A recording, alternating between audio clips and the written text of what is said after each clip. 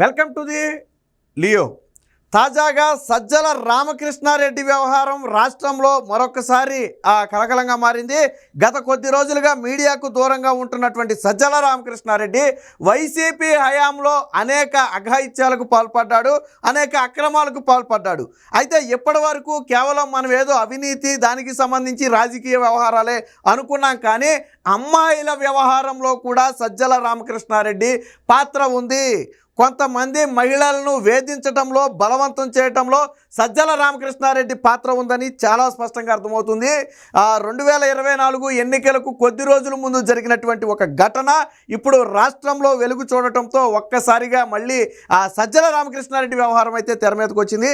ఇక అసలు విషయానికి వస్తే, ముంబైకి చెందినటువంటి ఒక ప్రముఖ హీరోయిన్ ఎవరైతే ఉన్నారో ఆ హీరోయిన్ని రాష్ట్రానికి తీసుకువచ్చి వేధించి కేసులు పెట్టి మళ్ళీ తిరిగి ముంబై పంపినటువంటి ఘటన. ఏంటి అసలు, ఎందుకు తీసుకొచ్చారు, ఎందుకు వేధించారు అంటే, కృష్ణా జిల్లా జిల్లా పరిషత్ చైర్మన్, మాజీ చైర్మన్గా ఉన్నటువంటి కుక్కల నాగేశ్వరరావు కుమారుడు కుక్కల విద్యాసాగర్ 2014లో వైసీపీ నుంచి పెనమలూరు నుంచి పోటీ చేసినటువంటి వ్యక్తి. సో ఈ వ్యక్తి ఒక ప్రైవేటు పార్టీకి హైదరాబాద్లోనో లేదా వేరే చోట ఒక ప్రైవేటు పార్టీకి వెళితే అక్కడ ఈ హీరోయిన్ అయితే చూడటం జరిగింది. కొంతకాలం బాగానే మెలిగారు. తరువాత వివాహం చేసుకోవడానికి నిరాకరించాడు. నిరాకరిస్తే ఈ ఎవరైతే ప్రముఖ హీరోయిన్ ఉందో హీరోయిన్ నుంచి, ఆ హీరోయిన్ కుటుంబం నుంచి కూడా తీవ్ర ఒత్తిడి వచ్చింది. అయితే 2024 ఎన్నికలు కరెక్ట్గా దగ్గర పడ్డాయి. నేను అందుకే చెప్పింది, 2024 ఫిబ్రవరిలో వీళ్ళ మీద కేసు పెట్టారు. అంటే ఎన్నికల కోడికి కొద్దిగా ముందు కేసు పెట్టారు. అయితే విద్యాసాగర్ ఏం చేశాడు తెలివిగా, ఈ సమయంలో కానీ నా పేరు బయట పెడితే, ఎక్కడైనా మీడియాలో మాట్లాడితే నా పరువు పోతుంది, పార్టీ పరువు పోతుంది, కాబట్టి ఎలాగైనా సరే ఈ హీరోయిన్ని వదిలించుకోవాలి, అవసరాలు అయిపోయినాయి కాబట్టి ఈ హీరోయిన్ని ఆ చెర నుంచి బయటపడాలని చెప్పి ఏం చేశాడు, సజ్జల రామకృష్ణారెడ్డి దగ్గరికి వెళ్ళాడు. ఏమని, ఫలానా మహిళ నుంచి నన్ను కాపాడాలి, ఇదిగో ఇలా జరిగిందంటే వాస్తవానికి సజ్జల రామకృష్ణారెడ్డి లాంటి వాళ్ళు బుద్ధి చెప్పాలి, ఇలాంటి వాళ్ళకి బుద్ధి చెప్పాలి. కానీ సజ్జల రామకృష్ణారెడ్డి ఏం చేశాడు, ఇందులో ప్రత్యేక ఇంట్రెస్ట్ చూపాడు. ఈ మహిళను వేధించటంలో సజ్జల రామకృష్ణారెడ్డి ప్రత్యేక ఇంట్రెస్ట్ చూపాడు. అంత ప్రత్యేక ఇంట్రెస్ట్ సజ్జల రామకృష్ణారెడ్డి ఎందుకు చూపాడో ఆయనకే తెలియాలి. మరి ఆయన వయసు ఏంటి, ఆయన చూపుతున్న ఇంట్రెస్ట్ ఏంటో మనకైతే అర్థం కాల. ఏం చేశాడు సజ్జల రామకృష్ణారెడ్డి అంటే, ఈ వ్యవహారాన్ని చక్కబెట్టాలంటే ఒకటే మార్గం అని చెప్పి వాళ్ళ దగ్గర ఉన్న వ్యవస్థ, పోలీసు వ్యవస్థ, నాడు విజయవాడ కమిషనర్గా పనిచేసినటువంటి కాంతి రాణా ట్రాటా, అలాగే విశాల్ గన్ని, సో వీరిద్దరిని ఉపయోగించి ఈ మహిళనైతే వేధించారని చెప్తున్నారు. ముందుగా విద్యాసాగర్ నుంచి ఒక కంప్లైంట్ తీసుకున్నారు. చీటింగు, ఫోర్జరీ, బ్లాక్మెయిలింగ్ అని చెప్పి ఈ 3 సెక్షన్లకు సంబంధించి ఒక కంప్లైంట్ తీసుకుని ఇక్కడే ఎఫ్ఐఆర్ నమోదు చేసి ఏకంగా ఫ్లైట్లో ముంబై వెళ్ళిపోయారు. క్రాంతి రాణా టాటాతో పాటు విశాల్ గన్ని, అలాగే ఒక అడిషనల్ ఏసీపీ, ఒక ఎస్ఐ స్థాయి అధికారి, సిఐ స్థాయి అధికారి, మొత్తానికి ఒక 5-6 అయితే ముంబైలోని హీరోయిన్ నుండే నివాసానికి అయితే వెళ్ళిపోయి ఆ ఎఫ్ఐఆర్ కాపీ చూపించి బెదిరించే ప్రయత్నం చేశారు అక్కడే. అంటే మీరు విద్యాసాగర్ని వదిలేయాలి, ఆయన పేరు ఎత్తకూడదు, ఆయన జోలికి రాకూడదు, అలా వస్తే మీకు తీవ్ర పరిణామాలు ఉంటాయని అక్కడే హెచ్చరిస్తే వాడు మాట వినకపోతే ఈ ఎఫ్ఐఆర్ కాపీని అడ్డం పెట్టుకుని అదే ముంబైలో స్థానిక కోర్టులోనో స్థానిక స్టేషన్లోనే ఎఫ్ఐఆర్ కాపీ చూపించి పర్మిషన్ తీసుకుని మేము విచారణ కోసం ఏపీ తీసుకెళ్లాలని పర్మిషన్ తీసుకుని కుటుంబం మొత్తాన్ని కూడా విజయవాడ తీసుకొచ్చి ఒక గెస్ట్ హౌస్లో పెట్టి అక్కడ మానసికంగా వేధించారు. తరువాత రిమాండ్కి కూడా పంపారు. అంటే ఎంత దారుణమైన పరిస్థితిలో చూడండి. అంటే కేవలం విద్యాసాగర్ వదిలించుకోవాలి అనుకున్నాడు కాబట్టి ప్రత్యేక ఇంట్రెస్ట్ చూపినటువంటి సజ్జల రామకృష్ణారెడ్డి రంగంలో దిగి 2 ఐపీఎస్ అధికారులను ఉపయోగించి, పోలీసు వ్యవస్థను ఉపయోగించి, ఏ పాపం చేయలేదు, ఏ నేరం చేయలేదు, అయినా ముంబై నుంచి ఆ కుటుంబం మొత్తాన్ని బలవంతంగా లాక్కొచ్చి విజయవాడ జైల్లో పెట్టి మళ్ళీ జైల్లో బేరాలు చేసి, వాస్తవానికి అమౌంట్ కూడా 5 కోట్ల రూపాయల వరకు బేరం చేశారని ఒక టాకు. అయితే వాళ్ళు డబ్బుకేం ఒప్పుకోలేదు, మాకేం డబ్బు అవసరం లేదని వాళ్ళు చెప్పినట్టుగా వినికిడి. వాస్తవానికి పెళ్లి చేసుకుంటానని చెప్పి మోసం చేశాడు విద్యాసాగర్. అంటే అవసరానికి వాడుకున్నాడు. తర్వాత ఏంటి, పెళ్లి చేసుకోమంటే నేను ఎక్కడ చేసుకుంటాను, నేను చేసుకోను అంటున్నాడు. 2014లో వైసీపీ పెనమలూరు నుంచి పోటీ చేసినటువంటి వ్యక్తి, అది కూడా ఎన్నికల సమయం కావడంతో ఇలాంటి సమయంలో మళ్ళీ ఇది నాడు ప్రతిపక్షాల చేతికి దొరికితే మళ్ళీ ఇంకా ఇది వైరల్గా మారుద్ది, పార్టీకి డ్యామేజ్గా మారుద్దని చెప్పి పోలీసు వ్యవస్థను అడ్డం పెట్టుకుని సజ్జల రామకృష్ణారెడ్డి, ఇప్పటివరకు సజ్జల రామకృష్ణారెడ్డికి రాజకీయ బ్రోకర్ అని పేరుండేది, ఇప్పుడు అమ్మాయిల బ్రోకర్ లాగా మారాడు సజ్జల రామకృష్ణారెడ్డి. అమ్మాయిల బ్రోకర్ లాగానే మారాడు. మరి నీకు ప్రత్యేక ఇంట్రెస్ట్ ఏంటి ఆ హీరోయిన్ని వేధించడంతో? జరిగింది తప్ప ఒప్ప తెలుసుకుని ఇద్దరిని కూర్చోబెట్టి మాట్లాడే ప్రయత్నం చేయాలా? అది కాకుండా పోలీసు వ్యవస్థను అడ్డం పెట్టుకుని తప్పుడు కేసులు పెట్టి ఆ కుటుంబం మొత్తాన్ని తీసుకొచ్చి ఇబ్బందికి గురి చేశారు. దీనికి సంబంధించిన కథనాలు కూడా వచ్చాయి, ఒకసారి చూపిస్తా చూడండి. ముంబాయి నటిని వేధించిన ఐపీఎస్లు ప్రేమ పేరుతో లొంగ తీసుకున్న కృష్ణా జిల్లా వైకాపా నేత ఆయనే విద్యాసాగర్ పెళ్లి చేసుకోవాలని అడిగినందుకు వేధింపులు, సజ్జల ఆదేశాలతో సినీ నటిపై బెజవాడలో అక్రమ కేసు, విమానంలో ముంబైకి వెళ్లిన పోలీసు అధికారులు, బాధిత కుటుంబం అరెస్టు, అన్ని వేళ్లు సజ్జల రామకృష్ణారెడ్డి, నాడు సిపి కాంతిరాణ టాటా, నాడు డీసీపీగా ఉన్నటువంటి విశాల్ గన్ని, వీళ్ళందరి వైపే వేళ్ళన్నీ కూడా చూపిస్తున్నాయి. జైల్లో పెట్టి బెదిరించి మీరు ఇప్పటికైనా మాట వినకపోతే ఖచ్చితంగా మేము కేసు వెనక కేసు పెట్టి మీరు అసలు బయటికి రాకుండా చేస్తాము, మిమ్మల్ని ఎవడు కాపాడేవాడే ఉండడని చెప్పి బెదిరిస్తే ఒక ప్రభుత్వమే ఇందులో ఇన్వాల్వ్ అయితే మరి జగన్మోహన్ రెడ్డికి తెలియదా ఇంత వ్యవహారం?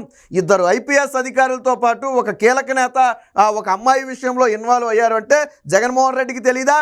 జగన్మోహన్ రెడ్డికి తెలిసే ఇదంతా జరిగింది. బహుశా జగన్మోహన్ రెడ్డి చెప్పాడేమో అలా వేధించండి అని, ఏమో ఎవరికి తెలుసు, తెలియదు కదా. ఇప్పుడు సజ్జల రామకృష్ణారెడ్డి ఇలాంటి వ్యవహారాలు, అంత సెన్సిటివ్ వ్యవహారాలు మనకు తెలిసి ఏదైనా బయటకు వచ్చిందంటే పరుగు పోద్ది మనకు సమాజంలో. అయినా కానీ ఇన్వాల్వ్ అయ్యారు అంటే జగన్మోహన్ రెడ్డికి తెలియకుండా జరిగే వ్యవహారమే కాదు. ఇద్దరు ఐపీఎస్ అధికారులు ఏకంగా ముంబై వెళ్ళి ఆ కుటుంబం మొత్తాన్ని కూడా తీసుకొచ్చేసి జైల్లో పెట్టారు అంటే ఇదేమీ చిన్న వ్యవహారం అంతకంటే కాదు. సో కాబట్టి ఇందులో జరిగిన ప్రతిదీ కూడా జగన్మోహన్ రెడ్డికి తెలిసే జరిగింది. సజ్జల రామకృష్ణారెడ్డి ప్రత్యేక ఇంట్రెస్ట్ చూపే అమ్మాయిని చేశారు. వాస్తవానికి ఇక్కడ తీసుకొచ్చిన తర్వాత కూడా శారీరకంగా వేధించారు అని కొన్ని పుకార్లు కూడా వస్తున్నాయి. అది పుకార్లు అంటే అది వాస్తవా కాదా అనేది మనకు తెలియదు. అంటే ఈ అరెస్టు పేరుతో తీసుకొచ్చిన తరువాత కూడా కొంతమంది శారీరకంగా అమ్మాయిని వేధించారు అనే వార్తలు కూడా వస్తున్నాయి. సరే, అందులో నిజమెంత ఉంది ఏంటనేది విచారణ చేస్తేనే తెలుస్తుంది అనుకోండి. దీనికి సంబంధించి చూపిస్తాం ఒకసారి. సో ఇప్పుడు మనం ఎవరైతే ఈ అమ్మాయి అనుకుంటున్నామో ఆ అమ్మాయి ఈ అమ్మాయే మనం ఇక్కడ చూడొచ్చు. సో ఈ అమ్మాయి అంటే మనం ఫేస్ ఎందుకు రివీల్ చేయాలని చెప్పి మనం అయితే చేయట్లేదు. ఈనాళ్ళు అయితే క్లియర్గా ఆర్టికల్ వేశారు, ఒకసారి చూడండి. సో ఇది ఏదైతే హైదరాబాద్లో గతంలో ఇప్పుడు మనం చెప్పుకున్నాం కదా, కుక్కల నాగేశ్వరరావు గారి కుమారుడు విద్యాసాగర్ అని గతంలో జగన్మోహన్ రెడ్డిని కలిసిన నాటి ఫోటో ఇది. సో ఇక్కడ చూడండి, దీని మీద ఒక పెద్ద ఆర్టికలే వచ్చింది. Mumbai film actress faced torture and false case in AP అని చెప్పి ఆంధ్రప్రదేశ్లో ఒక ప్రముఖ హీరోయిన్, ముంబైకి చెందినటువంటి యాక్టరు ఆంధ్రప్రదేశ్లో ఒక ఫాల్స్ కేసుని అయితే ఎదుర్కొని తీవ్రంగా వేధించబడిందని చెప్పి ఒక స్పెషల్ ఆర్టికలే రావడం జరిగింది. అంటే ఏ స్థాయిలో పరువు పోయిందో మనం ఒకసారి అర్థం చేసుకోవచ్చు. Operation lead by a key person of ICP government and and IPS అని చెప్పి క్వశ్చన్ మార్క్ వేశారు. అంటే ఈ ఆపరేషన్ మొత్తాన్ని కూడా కీ పర్సన్ అంటే ఎవరో సజ్జల రామకృష్ణారెడ్డి, ఐపీఎస్ అంటే ఎవరో కాంతిరాణ టాటా, విశాల్ గన్ని పేర్లే వేశారు కదా స్వయంగా. సో వాళ్ళ ద్వారా వేధించబడిందని చెప్పి ఒక రాయటం కూడా జరిగింది. ఒక నేతని, హీరోయిన్ని, పోలీసుని కూడా ఇక్కడ వేసి చేశారు. అంటే ఏ స్థాయిలో ఆ మహిళను వేధించారు అనడానికి ఇవన్నీ కూడా ఒక మచ్చు తునకలు. అంటే సజ్జల రామకృష్ణారెడ్డి రాజకీయాల్లోనే కాకుండా ఇలాంటి అమ్మాయిల వ్యవహారంలో కూడా వేలు పెట్టడం జరిగింది. పాపం ఆ కుటుంబాన్ని చివరికి మేము జోలికి రాము, మేము వదిలేస్తామని చెప్పి కాళ్ళ వేళాపడి బ్రతిమిలాడిన తరువాత బెయిల్ ఇచ్చి తిరిగి ముంబై పంపారు. బట్ కేసులు ఎప్పటికీ ఇలాగే ఉంటాయి. మళ్ళీ మీరు తోక జాడిచ్చినా, ఎక్కడైనా నోరు జారినా ఇదే కేసులో మళ్ళీ తీసుకొచ్చి అరెస్ట్ చేస్తామని నాడు బెదిరించారంట. వాళ్ళు ఏదైనా ముంబైకి వెళ్ళిపోయాక తిరిగి అక్కడ అంటే హీరోయిన్ అంటే వాళ్ళకి లేని పరిచయాలు ఉండవు కదా, వాళ్ళ స్థాయిలో వాళ్ళకుంటాయి అక్కడ.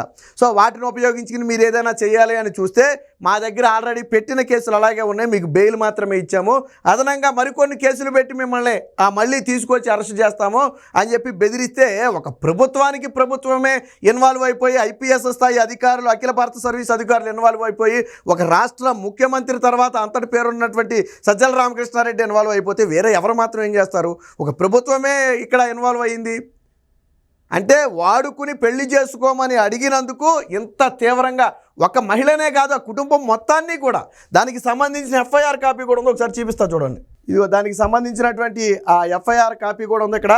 ఫిబ్రవరి 2, 2024 ఎన్నికలకు కొద్ది రోజుల ముందు నమోదైనటువంటి ఇది. సెక్షన్లు కూడా చూడండి, 1, 2, 3, 4, 5, 6, 7, 8, 9 సెక్షన్లలో కేసులు అయితే నమోదు చేశారు పూర్తిగా. ఆ, అంటే ఎవరిచ్చారు ఏంటి కేసు అనేది కూడా చూద్దాం. విద్యాసాగర్ ఎవరైతే వాడుకుని వదిలేశాడో ఆ వ్యక్తే ఇచ్చాడు. విద్యాసాగర్ నాగేశ్వరరావు లేట్ అని చెప్పి ఇందులో చూడండి. అతని ఏజ్ కూడా 45 సంవత్సరాల వయసు. ఇలాంటి వయసులో అలాంటి పనులు ఏంటో నాకైతే అర్థం కాలేదు. సో వాళ్ళ పేర్లు కూడా అయితే ఇక్కడైతే రాయడం జరిగింది.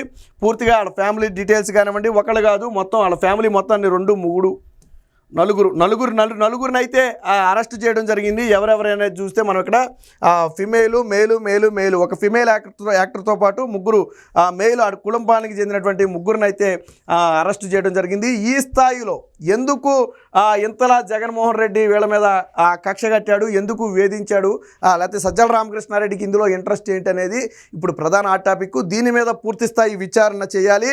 అందులో భాగస్వామ్యులైనటువంటి పోలీసు అధికారులు కానివ్వండి, సజ్జల రామకృష్ణారెడ్డి కానివ్వండి, విద్యాసాగర్ కానివ్వండి, ఇంకా ఎవరైనా ఇందులో ఇన్వాల్వ్ అయి ఉంటే వారందరి మీద కఠిన చర్యలు తీసుకోవాలి. ఒక రాష్ట్ర పరువు తీయటమే కాకుండా ఒక మహిళ పట్ల ఇంత దారుణంగా వ్యవహరించడం, లేని కేసులు తప్పుడు కేసులు పెట్టడం, ఆ కుటుంబాన్ని అక్రమంగా జైల్లో పెట్టడం, ఏకంగా ఆ స్మగ్లర్ను పట్టుకోవడానికి కూడా మనోళ్ళు ఎప్పుడు విమానాల్లో వెళ్ళరేమో, కానీ ఈ కుటుంబాన్ని అరెస్ట్ చేయడానికి ఇక్కడి నుంచి విమానంలో వెళ్ళిపోయారు. ఎవరి సొమ్ము? ప్రభుత్వ సొమ్ము, ప్రజల సొమ్మే కదా. ఇది కూడా ఎంక్వైరీ చేయాలి. అసలు ఎవరి సొమ్ముతో అక్కడికి వెళ్ళారు ఏంటనేది కూడా బయటికి తీయాలి, ఎంత ఖర్చు చేశారనేది కూడా. సో ఈ రకంగా సజ్జల రామకృష్ణారెడ్డి అయితే ఒక ముంబైకి చెందినటువంటి నటిని, మహిళను అయితే దారుణంగా వేధించిన ఘటన తాజాగా వెలుగులోకి వచ్చింది. దీని మీద పూర్తి విచారణ చేసి ఎంతటి వారు ఉన్నప్పటికీ కూడా శిక్షించాలని చెప్పి ఇప్పుడు అందరూ కోరుకునే పరిస్థితి.